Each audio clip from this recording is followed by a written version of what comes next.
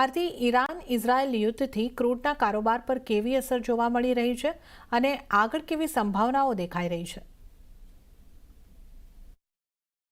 ક્રૂડની વાત કરી લઈએ તો ભૌગોલિક તણાવ જે આપણને ચાલતા દેખાઈ રહ્યા છે તેની એક સીધી અસર ક્રૂડના ફ્રન્ટ પર આપણે જોઈ રહ્યા છે. ખાસ કરીને કિંમતો જોઈએ તો જાન્યુઆરી 2025ના ઉપલા સ્તરની પાસે આપણને પહોંચતી દેખાઈ હતી અને ઈરાનમાં જે 3 પરમાણુ સ્તરો પર યુએસએ હુમલો કર્યો છે ત્યારબાદ ક્રૂડમાં એક ઉછાળો જે છે આપણે કિંમતોમાં જોઈ રહ્યા છે. સપ્તાહના અંતે એટલે કે ગત સપ્તાહના અંત બાદ આજે બજાર ખુલતાની સાથે જ કિંમતો લગભગ 5% આપણને વધતી દેખાઈ હતી ને $81 પાસે પણ બ્રેન્ટના ભાવ આપણને પહોંચતા દેખાયા હતા. પણ જો કે ઉપલા સ્તરેથી થોડું દબાણ પણ દિવસ દરમિયાન આપણને જોવા મળતું દેખાયું છે. તણાવના કારણે ઉત્પાદન પર સંભવિત અસર આપણને જોવા મળતી દેખાઈ શકે છે અને ખાસ કરીને ઈરાનની જો આપણે વાત કરી લઈએ તો અત્યાર સુધી ઈરાને મે મહિનામાં 3.3 મિલિયન બેરલ પ્રતિ દિવસનું ઓઇલ ઉત્પાદન ખાસ કરીને કર્યું છે. પણ જ્યારે સામે નિકાસની વાત કરી લઈએ તો મે મહિનામાં ઈરાનની જે નિકાસ છે તે લગભગ 1.4 MBPDની આસપાસ આપણને રહેતી દેખાઈ રહી છે. હવે ખાસ કરીને જે હોર્મુઝ સ્ટ્રેટ અત્યારે બંધ કરવાના સમાચાર આવતા દેખાઈ રહ્યા છે અથવા તો વાતચીત જે ચાલતી દેખાઈ રહી છે ઈરાન તરફથી, જો એ બંધ થાય છે તો ખાસી એવી અસર આપણને સપ્લાય ફ્રન્ટ પર ક્રૂડના થતી જોવા મળી શકે છે. કારણ કે હોર્મુઝ સ્ટ્રેટ માર્ગથી લગભગ 20 મિલિયન બેરલ પ્રતિ દિવસ અથવા તો વૈશ્વિક તેલની જો આપણે વાત કરી લઈએ તો 20% પ્રવાહ જે છે તે આ રૂટથી આપણને આવતો દેખાય છે. હવે આ રૂટ જો બંધ થાય છે તો પછી સપ્લાય ડિસ્ટ્રપ્શનની ચિંતા જે છે તે અહીંયા ક્રૂડમાં આવતી દેખાઈ શકે છે અને એને કારણે કિંમતો હજી પણ આપણને વધારે વધતી દેખાઈ શકે છે.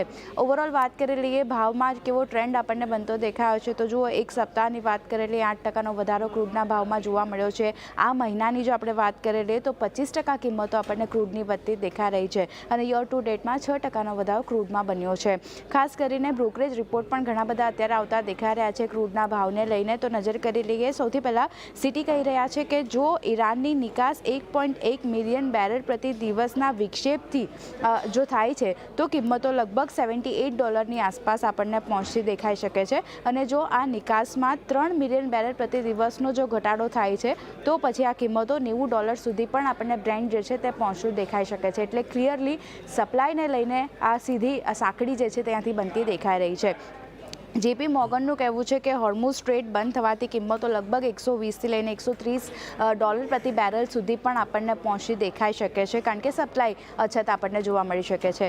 બીજી બાજુ બાર્કલેસ કહી રહ્યા છે કે જો ઈરાનની નિકાસ આપણે વાત કરી લઈએ 25% અહીંયાથી ઈરાન જો નિકાસ ઘટાડે છે તો પછી $85 સુધી આપણને બ્રેન્ટની કિંમતો પહોંચી દેખાઈ શકે છે અને 2025માં બ્રેન્ટના ભાવ સરેરાશ $75ની આસપાસ એટલે આ વર્ષ દરમિયાન આપણને રહેતા જોવા મળી શકે છે તેવું બેંક ઓફ અમેરિકા કહેતું દેખાઈ રહ્યું છે. બેંક ઓફ અમેરિકાનું એવું પણ માનવું છે કે 2030 સુધીની જો આપણે વાત કરી લઈએ તો ક્રૂડની કિંમતો 60થી લઈને $80ની રેન્જમાં આપણને રહેતી જોવા મળી શકે છે. પણ આજના દિવસની જો આપણે વાત કરી લઈએ, જે રીતે US વચ્ચે આવ્યું છે ઈરાન અને ઇઝરાયલ વચ્ચે, અને હવે ઈરાન તરફથી આ ખાસ કરીને હોર્મુઝ સ્ટ્રેટ બંધ કરવાની જે વાતચીત ચાલી રહી છે, જો આ નિર્ણય લેવામાં આવે છે તો પછી વધુ સપ્લાયની અછત આપણને બજારમાં જોવા મળી શકે છે અને ક્રૂડની કિંમતો હજી વધારે આપણને વધતી જોવા મળી શકે છે. પણ આજના દિવસ દરમિયાનની વાત કરી લઈએ, ઉપલા સ્તરેથી થોડું દબાણ ક્રૂડના ફ્રન્ટ પર આવ્યું છે અને લગભગ $76ની આસપાસ બ્રેન્ટમાં આપણને કામકાજ જોવા મળ્યું છે.